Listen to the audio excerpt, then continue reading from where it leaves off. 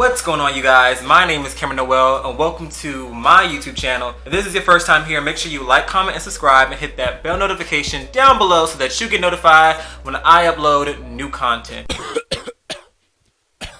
This is my commentary and entertainment channel where I talk about social media, social issues, and all things entertainment. I talk about TV shows and music, so yeah, this is basically just a YouTube channel about my opinions and like my thoughts and feelings. So yeah, pretty much. A week ago, my friend and I were on FaceTime and we went to Netflix and he said that we should watch this show called Young and Hungry.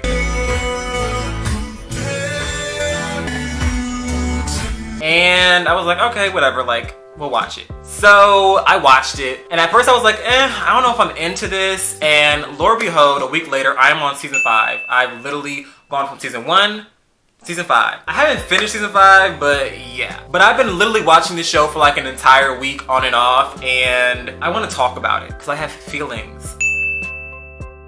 So what is the show about? So the show follows this girl named Gabby who is an aspiring chef. She interviews to be a chef for this multi-millionaire tech developer named Josh. And she interviews with him, the interview goes well, he hires her. She then stays with him and they get drunk and then they have sex. And then basically Josh hires her because he's afraid she's gonna sue him for like sexual misconduct. So she becomes a chef, and that's basically the entire premise of the show. Like literally the entire show, well, I wouldn't say the entire show was about them, but like the majority of like the show is will they, won't they? Will they get together? Will they not get together? Will they end up together in the end? Will something at the season finale come and make it impossible for them to be together? Probably.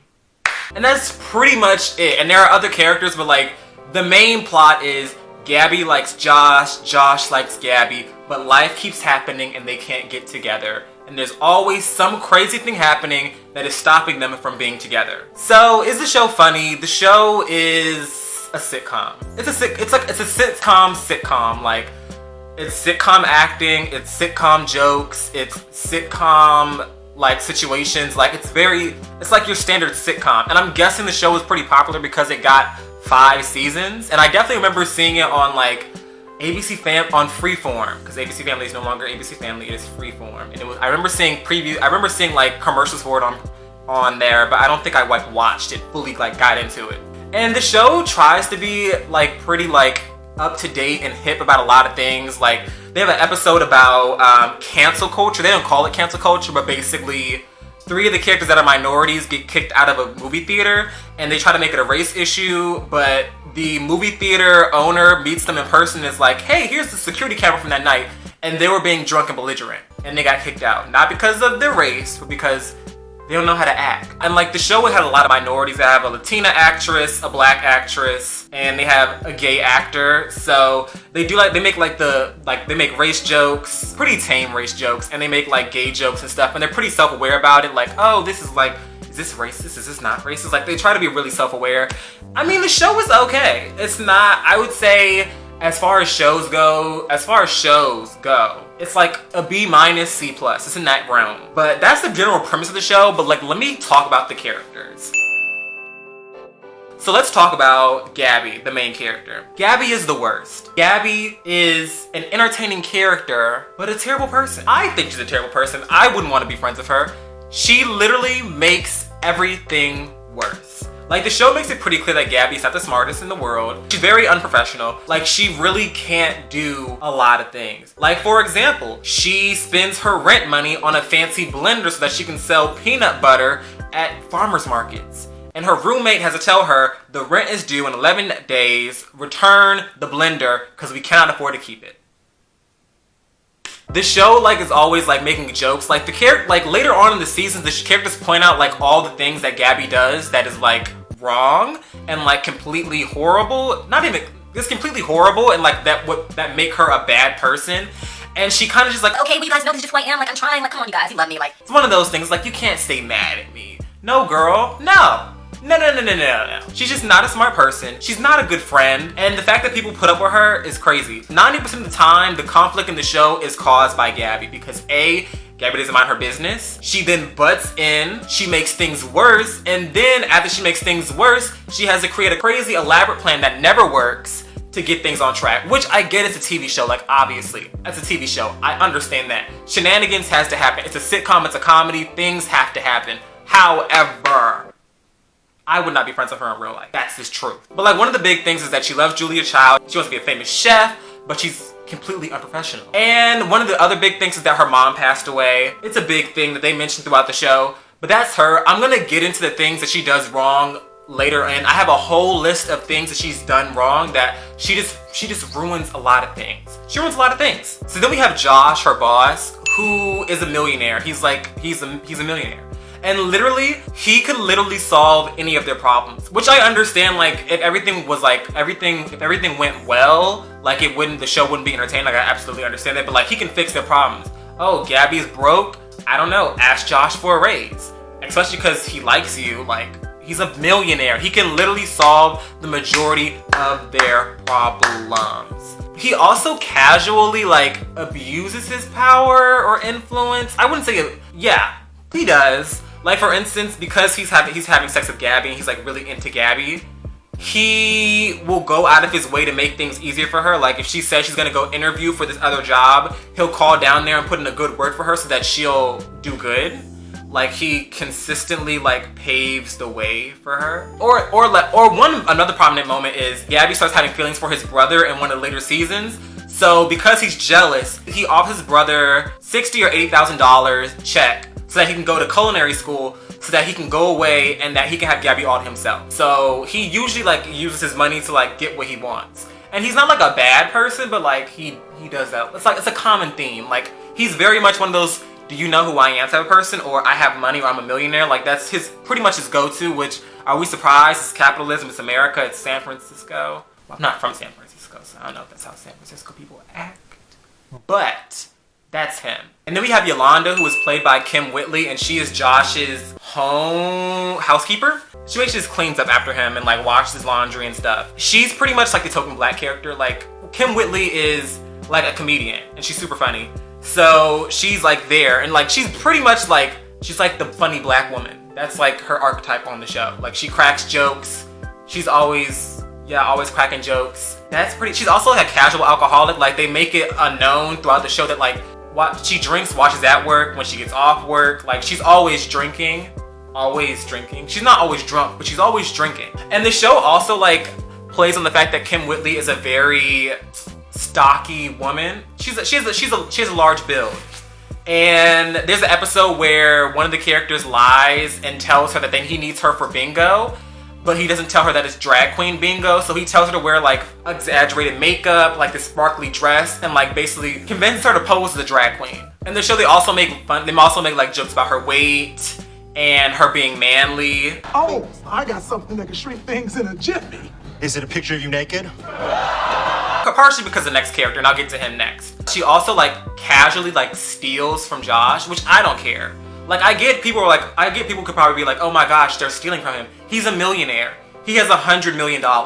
Like missing a couple of dollars will not break him. And you know what? I'm okay with it. I'm okay with it. Hell will freeze over before I get on this YouTube channel and defend millionaires. They steal from him. They're working class people. I could care less. And then we have Elliot. Elliot is Josh's publicist, and he's gay and Asian. So like a lot of his jokes about like men and being gay, but he and Yolanda have like this banter, so they always go back and forth. You think I need plastic surgery? I could pass for 32. And I could pass for Taylor Swift. Why do you have a sweat mustache? Why do you have a real mustache? Kind of like Pam and Martin on Martin. Like they always go back and forth and like make jabs at each other. And they're both like heavy-set people, so they make weight jokes. She talks about how he's short and he's pudgy and he's large and wimpy. And he talks about Yolanda and how she looks like a man and she's mannish, she weighs a lot and she eats too much and she's super loud and she's super annoying. And they basically go back and forth. And it's Young and Hungry, like they go for every joke. Like if they make like at least 10 jokes per scene. Like it's a lot of shooting. They shoot a lot of shots, but they don't make all of them. Like there's probably like 2 times in the show where I've genuinely laughed. But I will say that each episode is like 20 minutes, and the episodes are so bite-sized that it's really easy to get invested into. I don't know. I just tell myself, like, I'm literally starting on season 1, I'm on season 5. Crazy. But that's Ellie. And the last main character is Sophia. She is Gabby's roommate, and she's basically the responsible roommate. She's Latina, and they have this bit where like she says her name, her full name whenever she needs to get something done, and like her name is like Rodriguez and other things. It's like it's a very Latinx name, and she says it full. She says her full government name, and it's like a running gag. But she's super smart. She's funny, and Gabby is the worst friend in the world. Yet she's still friends with Gabby. Yeah. And Gabby and Sophie's relationship reminds me of like two broke girls. Cause like one of the main characteristics of their character is that they're poor. Even though they're both friends with this millionaire, they're both poor. They're both poor. The episodes revolve around 4 topics. It's either a family episode, a career episode, a money episode, or a love episode. Family episode is a family member from one of the main characters shows up and some shenanigans happens with that. Yolanda's son, Gabby's dad, Josh's mom, Sophia's brother, Elliot's mom. A family member shows up and then shenanigans happen. And then career episodes is usually centered around Sophia and Gabby because they're the ones who are like switching employment. Well, Gabby always works for Josh, but she always looks for like a second job and she just can't get anything. And yeah. And then the money episodes is basically about Sophia and Gabby being poor and needing money. So that's an issue and having to pay rent. And then the love episodes usually center around Gabby and Josh. God, Gabby and Josh. Josh's Gabby relationship is them being awkward. Them being awkward the entire time. Oh, we slept together. It makes it complicated. It's not complicated. They just keep talking about it and making it complicated. Like if you didn't talk about your personal life at work, you wouldn't have this issue. But they never learn and they consistently do it. And yeah, that's pretty much it. Consistently on and off. It's literally watching an on and off relationship for 5 seasons. That's it. That's it. And now I'm going to tell you why Gabby is the worst, because Gabby ruins everything. I'm going to give you the entire rundown of things that Gabby has done that is horrible. Not even horrible, just annoying. That makes her an annoying person because Gabby ruins everything. She's a loser. Gabby is a loser. Loser behavior. She's a loser.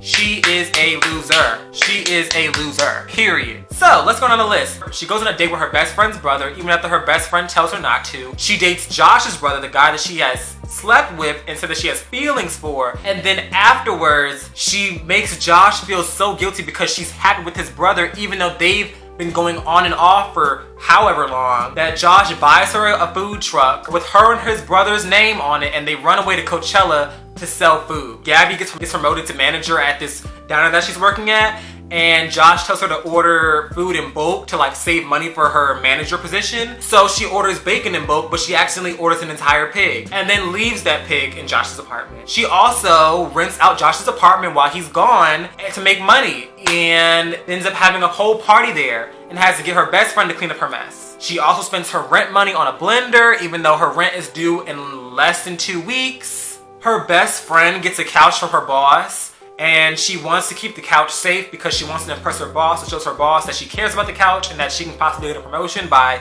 I don't know, being friendly with her boss over a couch. It's stupid. But she tells Gabby to leave the couch alone, don't do anything to it, and what does Gabby do? She sells the couch. She sells her best friend's couch even after her best friend tells her how important the couch is to her and her career. She's selfish. And then the worst, out of all the things that Gabby has done, one of the worst things she has ever done. So Josh was abandoned by his father when he was born. And his father sends him an email, and Josh tells Gabby and all of his employees that he specifically does not want to meet his estranged father because his father abandoned him. So what does Gabby do? She contacts his father and tells him that Josh wants to see him. Then she goes to the airport, picks up his father, is driving to the house, but then Josh, realizing that Gabby is not going to leave things alone, and is gonna meddle because she never minds her own effing business. He then tells her that his dad is here already to make her like, you know, stop wanting to call his dad. And Gabby then freaks out because she thinks that the guy that she's with is an imposter, but it's really his dad. And she basically kicks the dad out of the car and then runs over both of his legs twice. What do I do? Go for it! Go for it!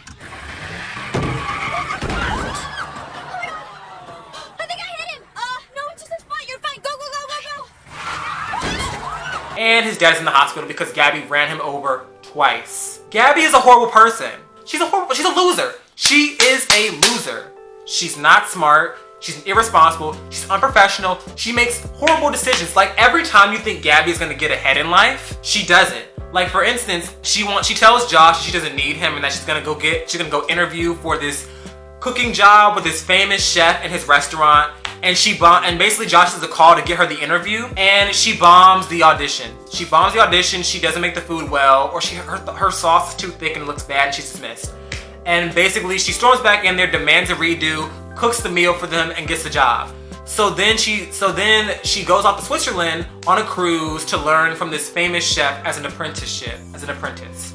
And what does Gabby do? She sets the restaurant on fire and gets kicked off the cruise. Gabby is a horrible person. If she was not sleeping with Josh and he was not in love with her, she would 100% be out of a job. She's a horrible employee, horrible friend, and just a useless human being. The character is useless.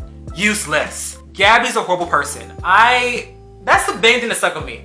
The show is cute. The show is entertaining. It's bite-sized, interesting, but Gabby is a horrible person. And I'm gonna say that, and I could go on a rant for this forever, but I don't want this video to be super long. So I'm gonna say this last thing. There's an episode where, so long story short, she gets on Rachel Ray's show because Elliot pulls strings, because someone always has to pull strings for Gabby, because Gabby cannot secure anything on her own. And if she does secure it on her own, she messes it up. So Gabby goes on Rachel Ray's show because her and Sophia turned her food truck that she was having with Josh's brother into a food truck for girls who get dumped. And Gabby finds out that Josh is engaged. It's not important. That's not important. Gabby finds out that he's engaged and has a mental breakdown, has an emotional breakdown on the air with Rachel Ray. And then Rachel Ray is like, oh, don't cry, Gabby. You don't need a man to be successful. And then Gabby's like, yes, I do. I'm a loser. The only reason I got on your show, Rachel Ray, is because Josh's publicist got me on here. And the only reason I'm Josh's chef is because I had sex with him after he hired me. And the only reason he hired me is because he didn't want me to sue him. That is the truth. So that's all I gotta say. The show was pretty interesting. It went on for 5 seasons. And as you all know, Gabby, the main character, is played by Emily Osment, who you most likely know from Hannah Montana from Disney Channel. So yeah, the show is pretty interesting. I would give it a watch. Honestly, it's not the funniest show you'll see. There's definitely a lot funnier sitcoms out there. However, it can keep you entertained, and they do have some pretty wacky moments. And yeah, so that's my end of my rant. I hope you guys enjoyed it. Please like, comment, subscribe. I will see you in the next video, and thank you guys for watching this. You guys, I'm really insecure with my hair and my hairline and getting on camera with my hair out, so this is a big step for me. So yeah. But with that being said, that is the end of this video. I hope you enjoyed it, and I will see you in the next video. Bada boom, bada bam. Boy toy named Troy used to live in Detroit. Big dope